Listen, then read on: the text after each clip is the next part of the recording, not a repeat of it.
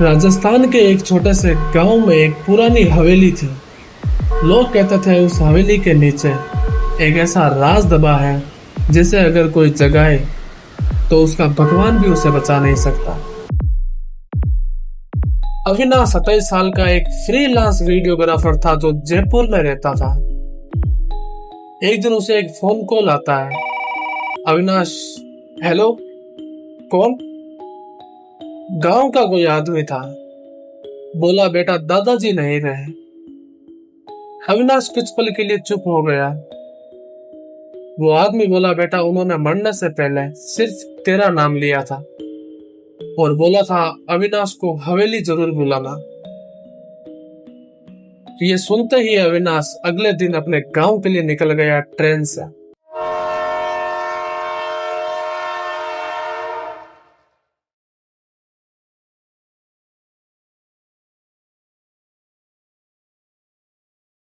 गांव पहुंचते ही उसे महसूस होता है कि सब लोग उसे अजीब नजरों से देख रहे हैं। एक बूढ़ी औरत रास्ते में उसे रोक लेती है, उसका हाथ पकड़कर उसे बोलती है डरते हुए, बेटा सूरज ढलने से पहले हवेली पहुंच जाना और रात को अगर कोई तेरा नाम लेकर बुलाए तो जाना मत। अविनाश मुस्कुराता है, दादी ये सब कौन मानता है आजकल? पर बूढ़ी औरत बिना कुछ कहे वहां से चली जाती है। हवेली 40 साल पुरानी थी। दीवारों पर काली पड़ चुकी तस्वीरें, टूटी हुई सीढ़ियां और हर कोने में एक अजीब सन्नाटा था। अंदर सिर्फ एक आदमी बैठा था, तुलसी काका, जो बचपन से ही अविनाश के घर का ख्याल रखते थे। तुलसी काका, तू आ गया बेटा, बहुत देर कर दी तूने आने में। दादाजी तो पता है काका, पर दादाजी ने मुझे यहाँ क्यों बुलाया था? तुलसी काका कुछ देर चुप रहता है, फिर धीरे से कहता है, वो तुझे कुछ देना चाहते थे। वो अलमारी से एक पुरानी लकड़ी की पेटी निकालते हैं, उस पर काले रंग का एक अजीब निशान बना हुआ था। तुलसी काका घबरा कर कहते हैं, बेटा इस पेटी को कभी मत खोलना। अविनाश हंस पड़ता है। अविनाश कहता है, क्या इसमें भूत बंद है? क्या करूंगा मैं इसका जब मैं इसे खोल ही नहीं सकता? मैं चेक भी नहीं कर सकता कि इसमें है क्या। पर काका बिल्कुल नहीं हंसते। रात के 3:03 हुए थे। किसी ने अविनाश के कमरे का दरवाजा खटखटाया। वो उठकर दरवाजा खोलता है और देखता है तो बाहर कोई नहीं, बस जमीन पर एक काला धागा पड़ा हुआ था। अविनाश जैसे ही उस धागे को उठाता है, अविनाश तुरंत पीछे मुड़ता है। गैलरी के दूसरे कोने में एक काली साड़ी पहनी औरत खड़ी होती है। उसका चेहरा बालों से ढका हुआ था और हाथ में एक मिट्टी का दिया। अविनाश टॉर्च जलाता है। एक पल के लिए रोशनी उस पर पड़ती है और वो औरत गायब। सिर्फ जमीन पर मिट्टी का दिया जल रहा था। अविनाश घबरा जाता है। तभी पीछे से आवाज आती है, तुलसी काका की। वो चिल्लाते हुए कहते हैं, अविनाश उसे मत छूना। पर देर हो चुकी थी। अविनाश उस दिए को उठा लेता है और उसी पर दिए की लौ लाल हो जाती है। पूरे घर की दीवारों पर काले हाथों के निशान उभरने लगते हैं। उस रात अविनाश को बिल्कुल भी अंदाजा नहीं था कि उसने सिर्फ दिया नहीं उठाया, बल्कि 30 साल पुराना श्राप फिर से जगा दिया था। खिड़कियों का जोर जोर से हिलना, दूर से मंत्र जाप की आवाज। जैसे ही अविनाश ने दिया हाथ में उठाया, पूरे कमरे का तापमान अचानक गिर गया। सांसों से धुआं निकलने लगा। दीवारों पर बने काले हाथों के निशान धीरे धीरे लाल होने लगे। तुलसी काका चिल्लाते हुए बोले, दिया नीचे रख, अभी के अभी। अविनाश घबराकर दिया जमीन पर फेंक देता है, लेकिन दिया बुझता नहीं। उसकी लाल लौ और तेज होने लगी थी। अविनाश पूछता है, काका ये सब क्या है? मुझे डर लग रहा है, क्या हो रहा है यहाँ? तुलसी काका बोले, अभी तुम सो जाओ, हमें सुबह चलना है कहीं। अविनाश अपने कमरे में तो चला गया था, उसे नींद कहाँ आने वाली थी। सुबह होते ही तुलसी काका अविनाश को हवेली के पीछे एक पुराने बरगद के पेड़ के पास लेके गए। वहां एक टूटा हुआ चबूतरा था और उस पर काले सिंदूर से बना एक अजीब निशान। अविनाश कहता है, काका ये सब क्या हो रहा है यहाँ तक, ये क्या है? तुलसी काका गहरी सांस लेते हैं। तुलसी काका बोले, 30 साल पहले इस गांव में भैरवनाथ नाम का एक तांत्रिक आया था। लोग पैसे और बदले के लिए उसके पास जाते थे, लेकिन धीरे धीरे उसने सिर्फ तंत्र नहीं, लोगों की जिंदगियों से खेलना शुरू कर दिया था। वो काली विद्या से लोगों की आत्माओं को अपने वश में कर लेता था, उन्हें बांध लेता था। 30 साल पहले गांव वाले मशाल लेकर उसकी झोंपड़ी पर पहुंचे। झोंपड़ी के अंदर काली मोमबत्तियां, इंसानी खोपड़ियां और जमीन पर बना एक बड़ा सा काला चक्र। बीच में बैठा भैरवनाथ आंखें खोलकर मुस्कुरा रहा था। भैरवनाथ, तुम देर से आए यहाँ, आज से ये पूरा गांव मेरा है। उसी वक्त गांव वालों ने उस पर हमला कर दिया, उसकी झोंपड़ी में आग लगा दी। मरने से पहले भैरवनाथ जोर से हंसता है। भैरवनाथ चिल्लाकर बोलता है, मेरा शरीर जल सकता है लेकिन मेरा श्राप नहीं। आग की लपटों के बीच भैरवनाथ, उसकी आंखें लाल चमकने लगी और सब राख हो गया। अविनाश का खून जम गया था यह सुनने के बाद। अविनाश बोला, पर इसका मुझसे क्या लेना देना है काका? तुलसी काका का चेहरा सफेद पड़ जाता है। तुलसी काका बोले, क्योंकि उस रात भैरवनाथ को आग लगाने वालों में तेरे दादाजी भी थे और वो गांव के मुखिया थे। अविनाश के पैरों तले जमीन खिसक गई थी।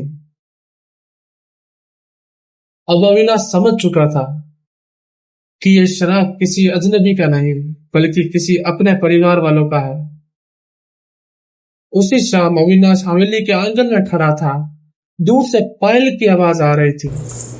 वही काली साड़ी वाली औरत धीरे धीरे उसके तरफ चलती हुई नजर आ रही थी। इस बार उसका चेहरा बालों से बाहर था। उसका चेहरा अजीब था, जैसे एक साइड से कुचला हो किसी भारी चीज से। सिर्फ काला अंधेरा, और उस अंधेरे से एक आवाज आई। तो उस औरत ने फुसफुसाहट में कहा, कर्ज लौटाना होगा। एक पल में वो अविनाश के बिल्कुल सामने आ गई। अविनाश चीख कर बेहोश हो गया। तभी तुलसी काका उस पर गंगा जल छिड़कते हैं। औरत धुएं में बदलकर गायब हो गई। तुलसी काका के हाथ कांप रहे थे। वो अविनाश के हाथ में एक पुरानी तस्वीर देते हैं। तस्वीर में अविनाश के दादा और उनके साथ खड़ा एक नौजवान था। अविनाश ध्यान से देखता है और उसके होश उड़ जाते हैं तस्वीर देखने के बाद। वो नौजवान तुलसी काका जैसा दिख रहा था। अविनाश बोला, काका ये तस्वीर तो 30 साल पुरानी है, लेकिन आप तो आज भी वैसे ही दिख रहे हो। तुलसी काका ने अपनी आंखें बंद कर ली और धीरे से कहा, क्योंकि मैं 30 साल से बूढ़ा हुआ ही नहीं। अविनाश को सब समझ आ रहा था कि हवेली में सिर्फ श्राप ही नहीं बल्कि कोई और भी था जो मेरा इंतजार कर रहा था। अविनाश के हाथ से वो तस्वीर जमीन पर गिर गई।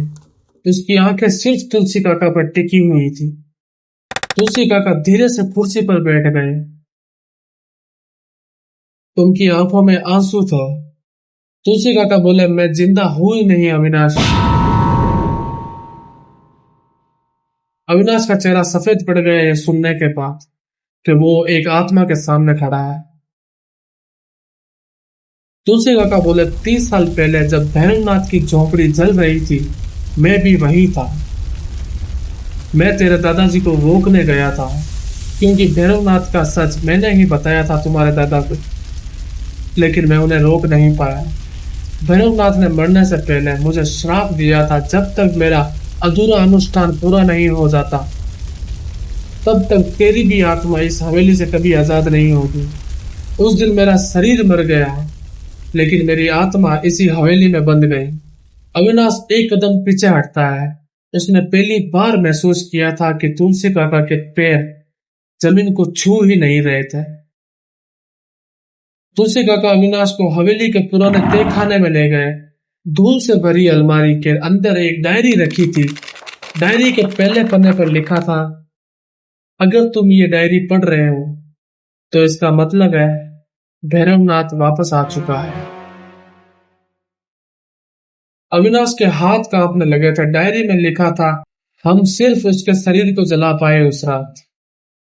उसकी आत्मा को एक काले ताबीज में पहले ही बांध दिया गया था और वो ताबीज इसी हवेली के नीचे दबा है। आखिरी लाइन पढ़ते ही पूरा तहखाना जोर से हिलने लगा। हवेली के फर्श में दरार पड़ गई। नीचे एक पुरानी सुरंग नजर आई। उस सुरंग से ठंडी हवा के साथ जली हुई लकड़ी की बदबू भी आ रही थी। तुलसी काका ने घबरा कर कहा, मत जाना अविनाश अंदर। अविनाश बोला, लेकिन अगर ताबीज किसी और के हाथ लग गया है तो पूरा गांव खत्म हो जाएगा काका। अविनाश टॉर्च ऑन करके नीचे उतरा। हर दीवार पर अजीब निशान बने हुए थे, जैसे किसी ने खून से मंत्र लिखे हो। सुरंग के आखिर में एक बड़ा सा कमरा था।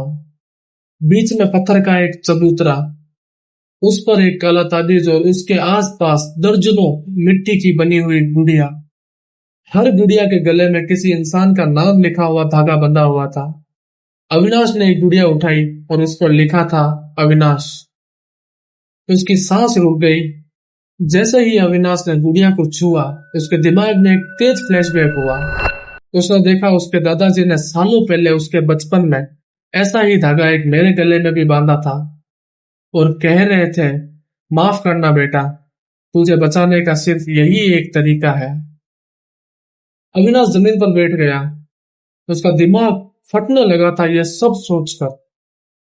अविनाश को समझ आ गया था, शराब उसका पीछा आज से नहीं कर रहा था, बल्कि उसके बचपन से कर रहा है। कमरे की सारी मशालें एक साथ जल उठी। काला ताबीज हवा में उड़ने लगा। कमरे में धुआं भर गया था। धुआं धीरे धीरे एक इंसानी आकृति बनाने लगा। लंबी जटाएं, राख से ढका चेहरा, लाल आंखें और होठों पर एक खौफनाक मुस्कान।